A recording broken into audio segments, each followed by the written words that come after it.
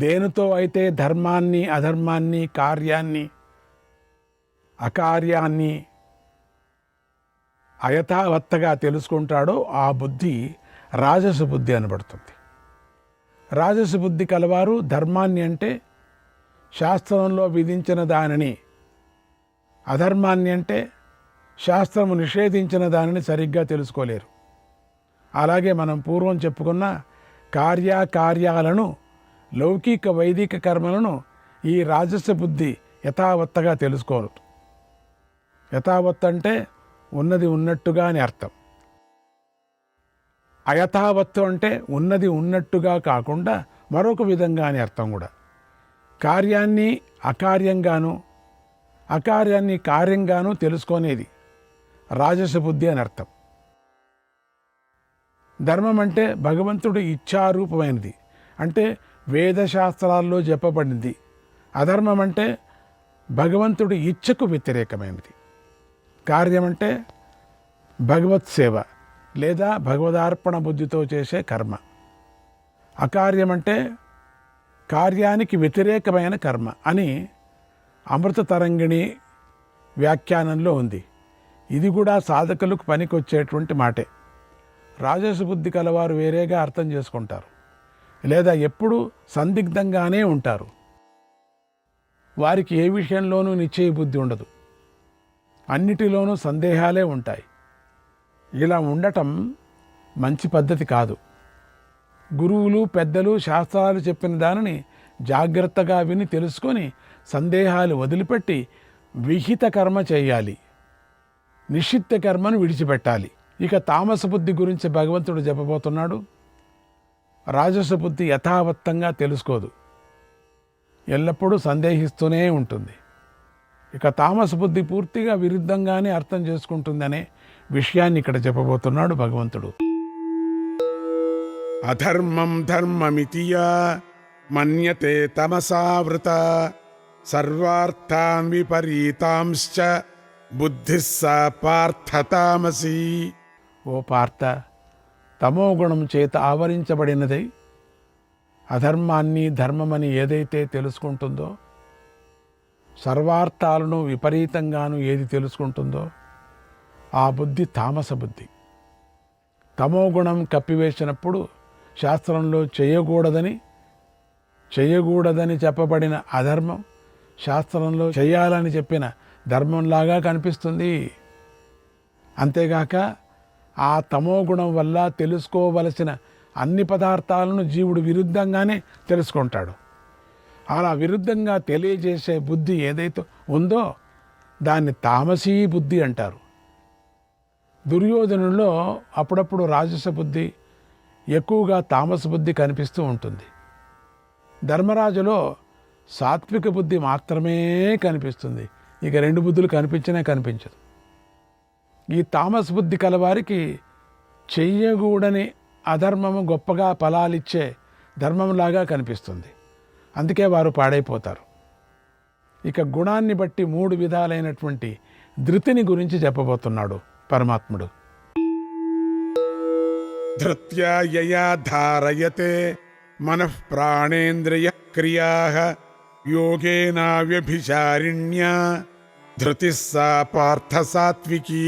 ఓ పార్థ, అవ్యభిచారిణి అయినటువంటి ఏ ధృతి చేత మనస్సు, ప్రాణాలు, ఇంద్రియాలు, క్రియలు అనే వాటిని యోగంతో సాధిస్తాడో ఆ ధృతి సాత్వికీ ధృతి అనబడుతుంది.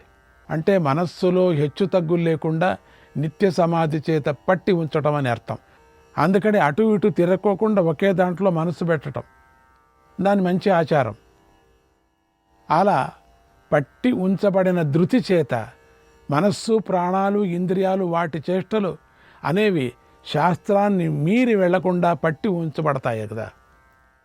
నిత్య సమాధి యోగాన్ని అభ్యసించేవాడు సాత్వికుడు.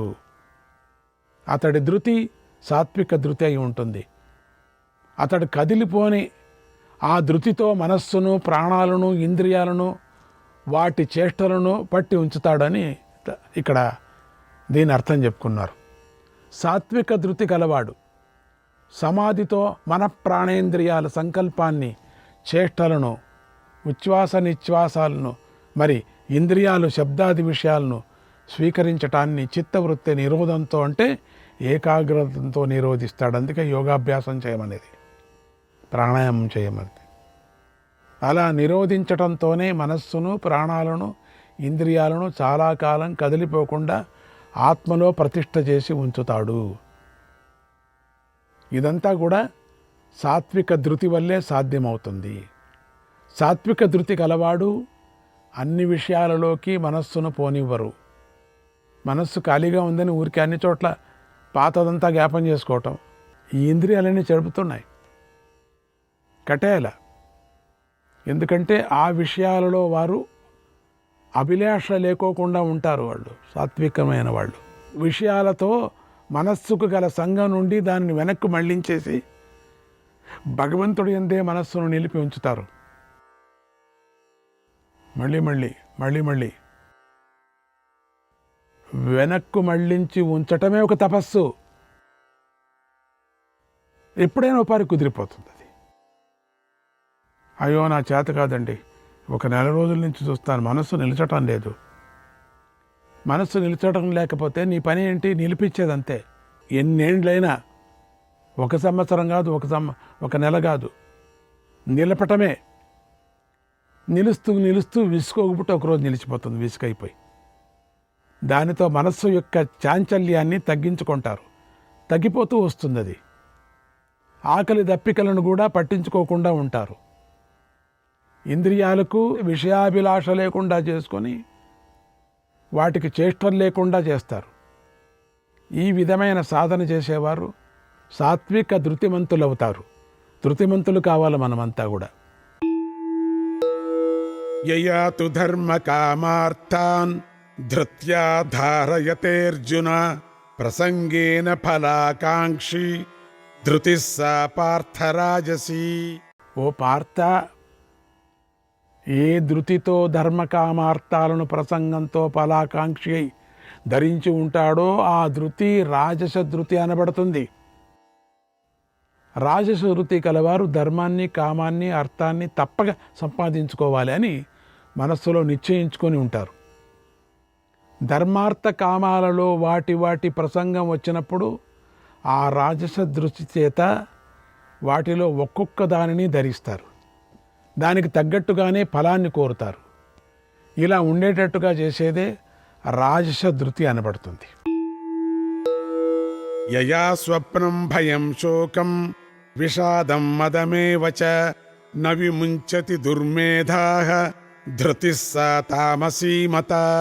ఏ ధృతితో స్వప్నాన్ని, భయాన్ని, శోకాన్ని, విషాదాన్ని, మదాన్ని దుర్మేధుడై విడవకుండా ఉంటాడో దుర్మేధుడు.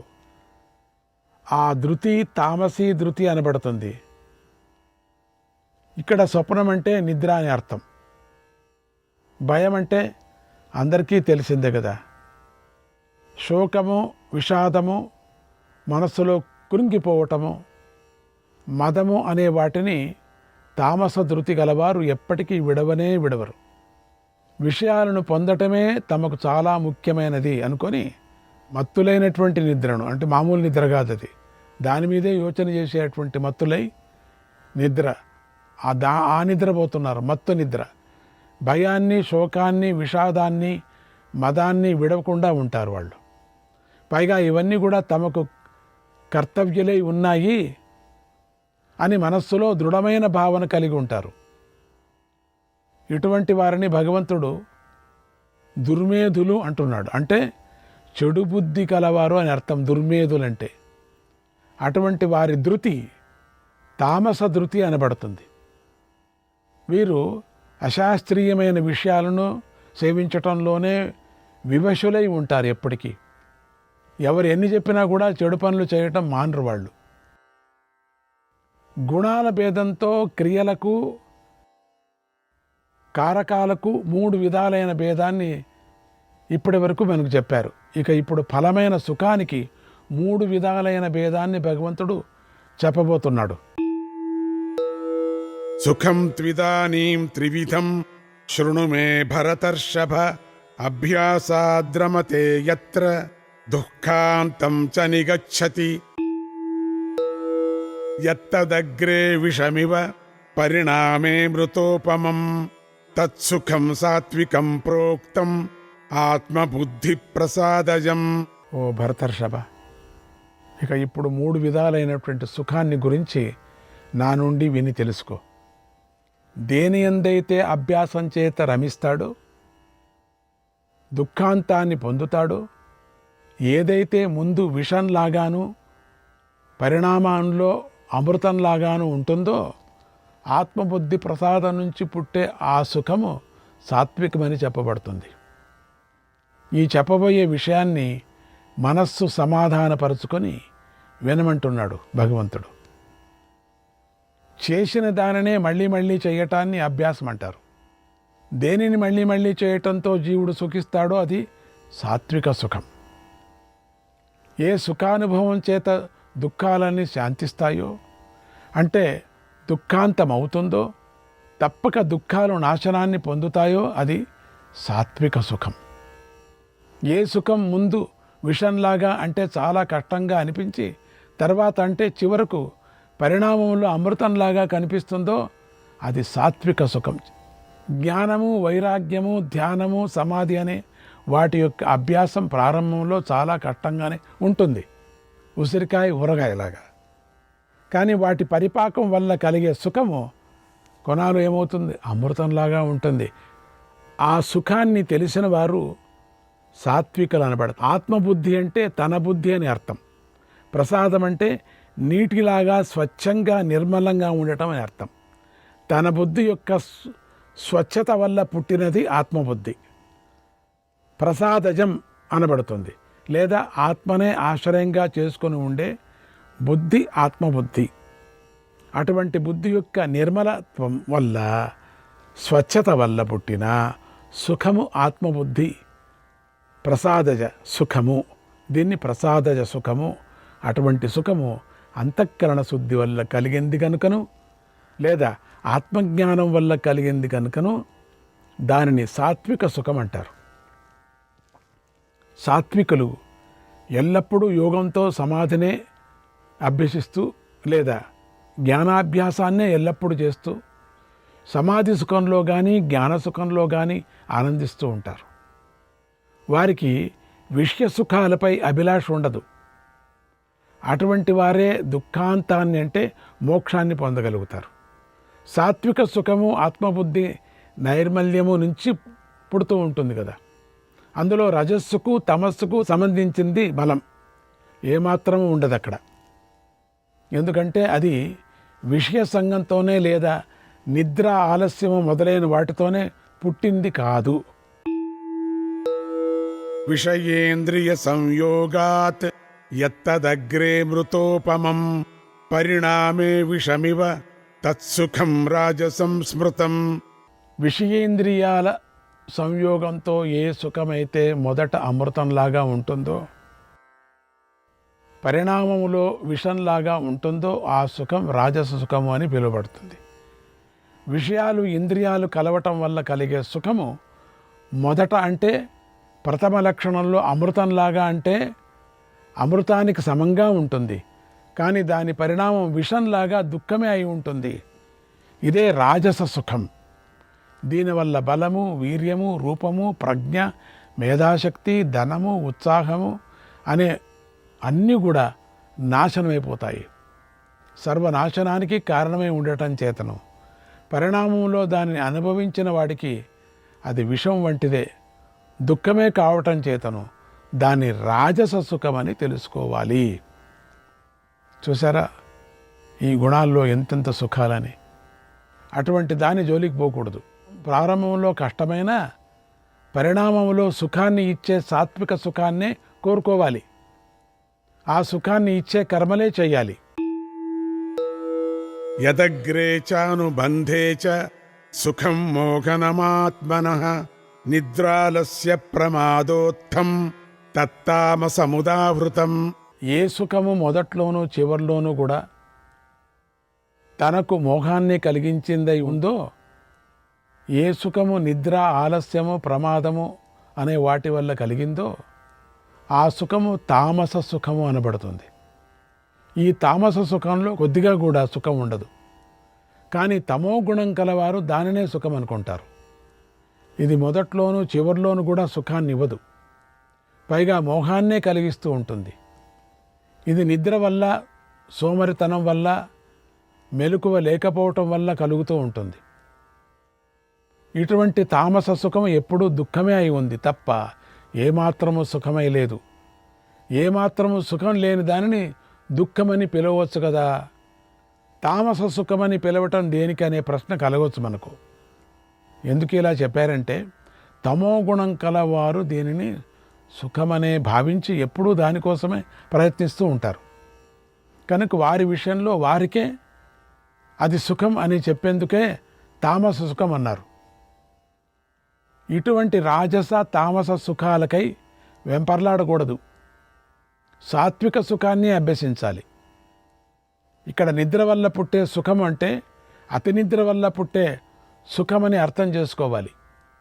ఎందుకంటే నిద్రపోకుండా ఎవరు ఉండలేరు కదా. ఎంత నిద్రపోవాలో కూడా శాస్త్రం చెప్పింది. పగటి నిద్ర అసలు పనికిరాదు అని చెప్పింది. రాత్రి కూడా యామద్వయం శయానస్తు బ్రహ్మభూయాయ కల్పతే. 2 యామలు మాత్రమే నిద్రపోయేవాడు మోక్షార్హుడవుతాడు అని స్మృతి చెప్పింది. అకాలేతి ప్రసంగాచ్చ నచ నిద్రా నిషేవిత సుఖాయుషీ పరా కుర్యాత్ కాలరాత్రి రివాపరా. అకాల నిద్ర, అతి నిద్ర పనికిరాదు అని ఆయుర్వేదం చెప్పింది. దాన్నే ఇక్కడ భగవంతుడు చెప్పాడని తెలుసుకోవాలి. అవతారిక. ఇక ఇప్పుడు త్రిగుణాలు లేని వారు ఎవరూ లేరు అనే విషయాన్ని చెప్పబోతూ ఈ ప్రకరణాన్ని ఉపసంహారం చేయటానికై భగవంతుడు 40వ శ్లోకాన్ని ఇలా చెప్పబోతున్నాడు. నతదస్తి పృథివ్యాం వా దివి దేవేషు వా పునః సత్వం ప్రకృతిజైర్ముక్తం యదేభిస్యాత్రిభిర్గుణైః. భూమిలో కానీ, అంతరిక్షంలో కానీ, దేవతలలో కానీ ప్రకృతి అజేములైనటువంటి ఈ 3 గుణాల నుండి ముక్తమైన వస్తువు కానీ, ప్రాణి కానీ లేదు. పృథివిలో కానీ అంటే మనుష్యులు మొదలైన జంతువుల్లో అని అర్థం. అంతరిక్షంలో కానీ, దేవతల్లో కానీ ప్రకృతి వల్ల కలిగే సత్వము మొదలైన ఈ 3 గుణాలే ఉంటాయి. ఈ 3 గుణాల నుండి విడవబడిన ప్రాణి లేదా అచేతన పదార్థం కానీ లేనే లేదు. అంటే అందరిలోనూ అన్నిటా ఏదో ఒక గుణం ఉండనే ఉంటుందని తాత్పర్యం. సమస్త సృష్టికి గుణత్రయ స్పర్శ తప్పదు అని భగవంతుడు చెప్పాడు. చేతన అచేతన పదార్థాలు అన్నీ త్రిగుణాలతోనే కూడి ఉంటాయి. జన్మాంతరానికి సంబంధించిన ధర్మము, అధర్మము, సంస్కారం అనేవి మాయ నుండే పుడుతున్నాయి. సృష్టిలో జడచేతన పదార్థాలన్నీ వీటితోనే కూడి ఉంటాయి. క్రియలు, కారకాలు, ఫలము ఈ గుణాల యొక్క స్వరూపమే అయి ఉన్నాయి. సత్వము, రజస్సు, తమస్సు అనే గుణాల యొక్క కార్యమై అవిద్య వల్ల కల్పించబడిన సంసారమనే అనర్థాన్ని గురించి పూర్తిగా భగవంతుడు తెలిపాడు. శ్రీకృష్ణాయ పరమాత్మనే నమః.